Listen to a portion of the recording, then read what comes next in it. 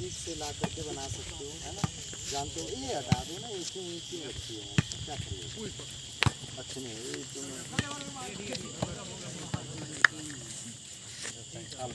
आप पूर्व की ओर गई 26 में पूर्व दिशा देखो और फिर वापस ईशान कोण में। सबसे अधिकतर इसका झुकाव जो है पूर्व दिशा में। जैसे दक्षिण की तरफ हो जाए तो खंड वृष्टि है, बस इतना दिमाग में रखना है। जैसे ही दक्षिण में चली जाएगी खंड वृष्टि योग है फिर। और अगर उत्तर, पूरब और ईशान ये तीन में रहेगी अतिवृष्टि, और 3-4 जगह पर बाढ़ की घोषणा कर दो। कन्फर्म है कि 3-4 जगह उसी के आधार पर सस्यों का नाश होना, वो सब जो वो है सारा का सारा। अगर वृष्टि अच्छी रहती तो उसमें क्या सस्य अच्छी होगी, किसानों को से फायदा होगा। देखो अतिवृष्टि में भी अच्छा धान नहीं होता है। हाँ। क्यों? वहाँ पर क्या करते हैं, फसलों का नाश। फसलें अच्छी होगी, पानी अच्छा होगा, लेकिन वहाँ पर नहीं। इसमें एक विषय और है, जैसे मान लीजिए एक तो है समय पर वृष्टि, एक है वृष्टि ना होना, एक है अतिवृष्टि, और एक है विषय क्या आता है असमय वृष्टि। एक विषय क्या असमय, आज क्या हो रहा कलयुग में असामयिक दृष्टि उत्तर में ही है। अगर माना ये बिल्कुल स्थिर भी रहे, चले ही ना हवा, तो अनावृष्टि का भी योग बनता है।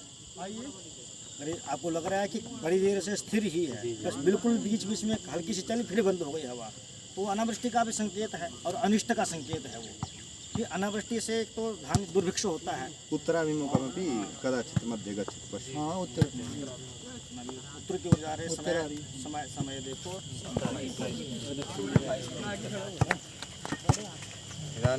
क्योंकि वायु क्या है, वायु ही मेघ है वस्तुतः। जो हमारे यहाँ आचार्यों ने गर्भधारण कहा है, तो कौन करता है गर्भ को धारण? वायु ही गर्भ को धारण करता है और वायु ही संकेत दे रहा है।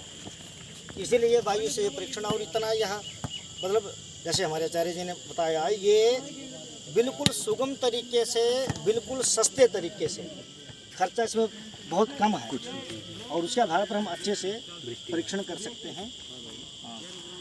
आधुनिक वैज्ञानिकों ने कितने सारे यंत्र अथवा कितनी चीज़ें वो लगाई रखी होगी, अनुमान का जो भी उनका मापन यंत्र है उसमें कितना खर्च हुआ होगा, इलेक्ट्रिसिटी है कुछ है।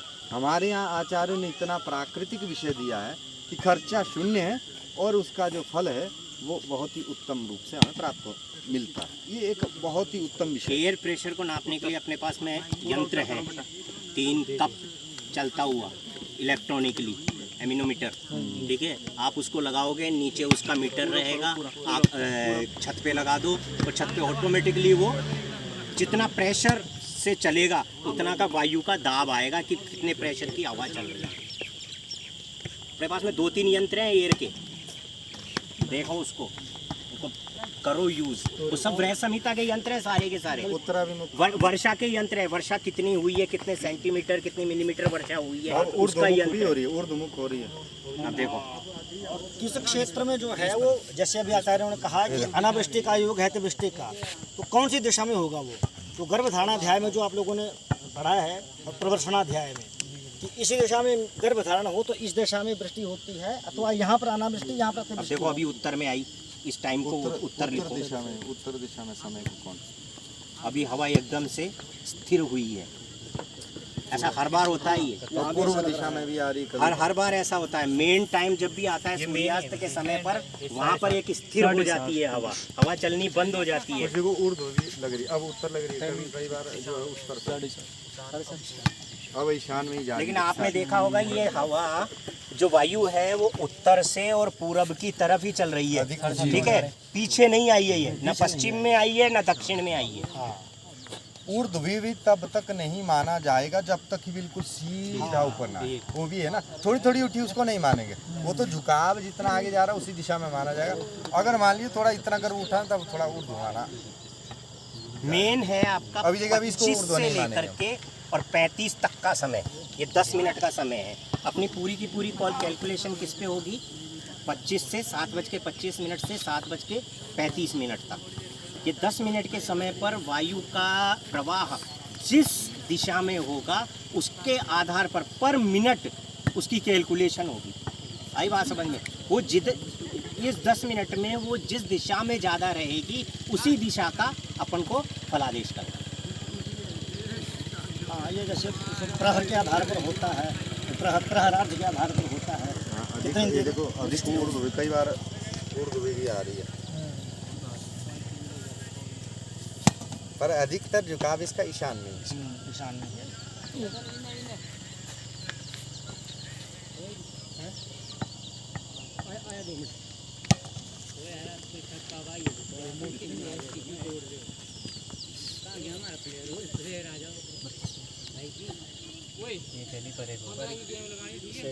अब देखो पूरब से लेकर के ये आग्नेय में आग्नेय का भी नोट कर लो, आग्नेय में आई है, पुनः पूर्व की ओर आ रही है। ये देखो बिल्कुल ऊर्ध्व निकल रही है, ये देखो कितनी ऊर्ध्व हो गई।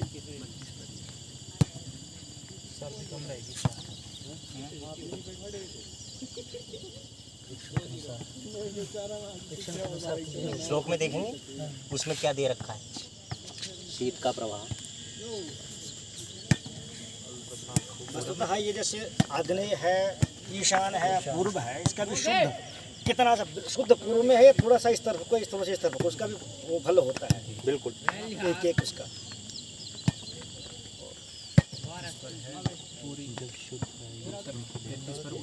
अब देखो ये उत्तर गया, शुद्ध उत्तर में है अभी।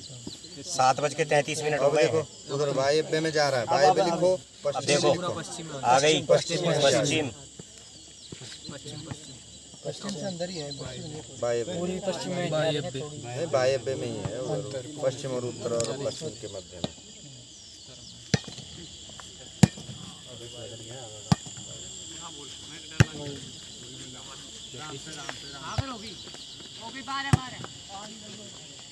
तक कम करेंगे, कितना हो गया? 34 तक हो गया ना, एक और कर लेते हैं लास्ट में। अधिकतर इसमें जितना भी है ईशान ही आएगा, उत्तर भी आया। अधिकतर ना। जो सबसे ज़्यादा गुरुजी मतलब उसी में उससे प्रिडिक्शन कर सकते हैं।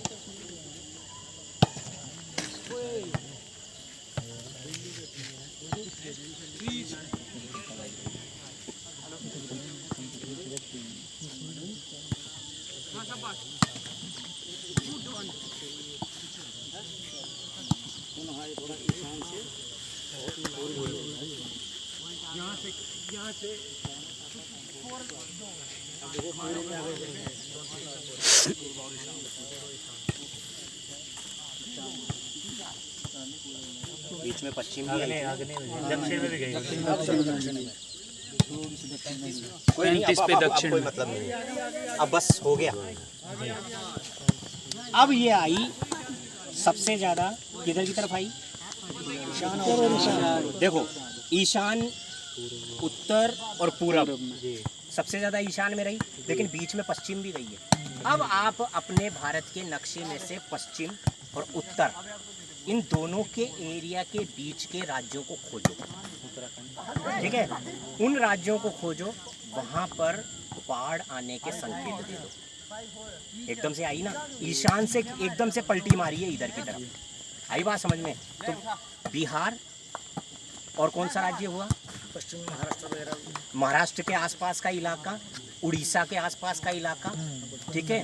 उड़ीसा, बिहार, गुजरात में नहीं होगी, गुजरात में नहीं होगी, तो महाराष्ट्र, उड़ीसा, बिहार और महाराष्ट्र के कुछ हिस्से में बाढ़ आने की संभावना, पहली चीज़। दूसरी चीज़ क्या? उत्तर और पूरब के एरिया में अतिवृष्टि का योग, वर्षा बहुत अच्छी होगी इस बार, ठीक है? इधर के एरिया में असम, नॉर्थ ईस्ट का जितना भी असम है, मेघालय, पश्चिमी राजस्थान, पश्चिमी राजस्थान का मतलब हो गया आपका बाड़मेर, पश्चिमी राजस्थान का ये पूरा का पूरा एरिया, यहाँ पर भी अतिवृष्टि का योग, अच्छी बरसात का योग बनेगा, ठीक है? अब ये तो हुआ, और कुल मिला के बात यह है कि अच्छी वर्षा का योग है, अच्छे धान्य का योग है, लेकिन कहीं कहीं पर बाढ़ के संकेत हैं। आई बात समझ में? तो ये हमारी नॉर्मल प्रिडिक्शन निकलती है। अब असली प्रिडिक्शन आपने क्या करना है, जो आपने टेबल बनाई है 7:25 से 7:35 तक की ये टेबल में सबसे ज़्यादा देखो कि वायु का प्रवाह किस साइड में रहा है।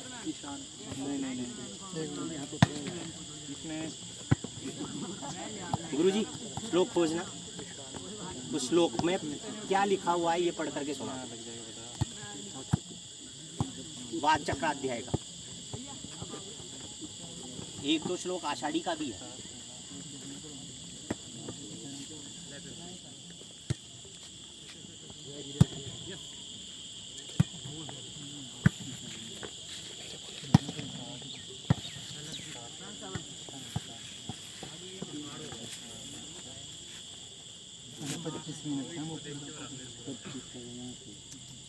इधर आओ, इधर बताओ। उत्तर में 25 से 35 तक ना उत्तर में ज़्यादा, उत्तर में ज़्यादा रही है। उत्तर और ईशान इन दोनों की प्रेडिक्शन लो। उत्तर से ईशान और उत्तर में उत्तर से ईशान की प्रेडिक्शन लो, मेन टाइम 7:29 होता है, तो उसमें पूरी विश्व है ना। उत्तर में और एक बार हाँ के अंत में आषाढ़ शुक्ल पूर्णिमा के दिन में से आच्छादित सूर्य की किरण होने पर सूर्यास्त समय में अति सुगंध वाले कदम्ब पुष्पों के गंध से सुगंधित उत्तर तरफ की हवा चले तो उस वर्ष में बिजली से उत्पन्न संपूर्ण कांतियों का स्वरूप ज्ञान होने के कारण उद्यमयुत तथा उन्नमत की तरह मेघों से नष्ट चंद्र किरण वाली पृथ्वी को जल से पूर्ण करता है। ठीक है। ये कौन सी दिशा का निकला? उत्तर दिशा का। अब गुरुजी ईशान कौन? आषाढ़ शुक्ल पूर्णिमा के दिन सूर्यास्त समय में देवताओं के सेवन योग्य शीतल भयंकर शब्द करने वाले पुन्नाग, अगरु और पराजित के फूलों से सुगंधित ईशान कोण की हवा चले तो उस वर्ष में पूर्ण जल रूप यौवन से युक्त और पके हुए धान्यों से व्याप्त पृथ्वी होती है। ठीक है। धान्य वृष्टि तथा अच्छी है। धर्मात्मा और शत्रुओं को अपने वश में करने वाला राजा और लोग ब्राह्मण आदि वर्णों की सुचारू रूप से रक्षा अस्तु। इदानीं पश्चिमपि पश्चिमे किम् अस्ति फलादेशः? सरकार उसके पुनः योग है पश्चिम